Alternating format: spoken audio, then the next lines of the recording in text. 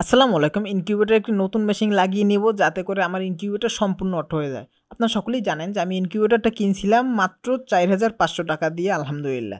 তবে ইনকিউবেটরটা কেনার পরে আমার সম্পূর্ণই অটো, মানে একটি জিনিসই শুধু বাকি ছিল অটো, মানে ওইটা শুধু ম্যানুয়াল ছিল।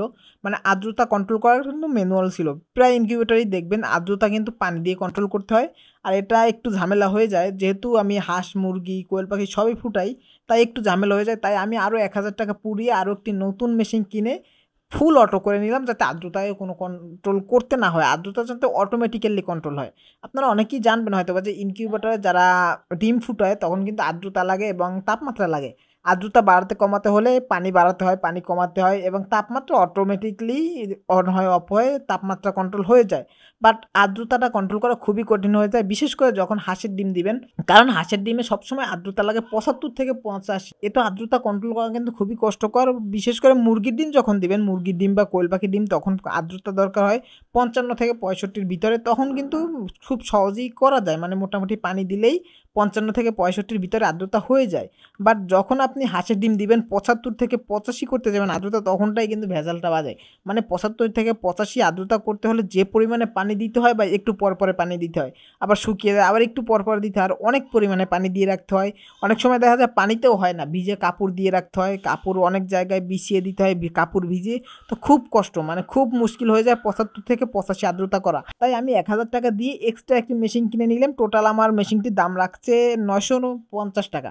হ্যাঁ, ৳৯৯০ দাম, ৳৯৫০ রেখেছে আমার কাছ থেকে। বাট এটা হচ্ছে W3005 কন্ট্রোলার আর সাথে একটি আর্দ্রতার হিউমিডিফায়ার। তো এটার কাজ হলো আমার আর্দ্রতা যখন আমি যেটা সেট করে দিব, মানে আমি যদি ৫৫ সেট করে দিই তাহলে ৫৫ হলে চালু হবে, আবার যদি সর্বোচ্চ ৬৫ করে দিই তাহলে ৬৫-তে গেলে বন্ধ হয়ে যাবে। ভিডিওতে দেখতে পাচ্ছেন যে আমার এই হিউমিডিফায়ারটা দিয়ে পানি মারতেছে। এটার কাজ সেম, মানে প্রতি এই যে এভাবে পানি ছিটিয়ে দেবে, যখন আর্দ্রতাটা কমপ্লিট হয়ে যাবে তখন পানিটা অফ হয়ে যাবে বা হিউমিডিফায়ারটা অফ হয়ে যাবে। আবার যখন আর্দ্রতা কমে যাবে তখন আবার পানি ছিটিয়ে দেবে, আর্দ্রতাটা বাড়িয়ে দিবে।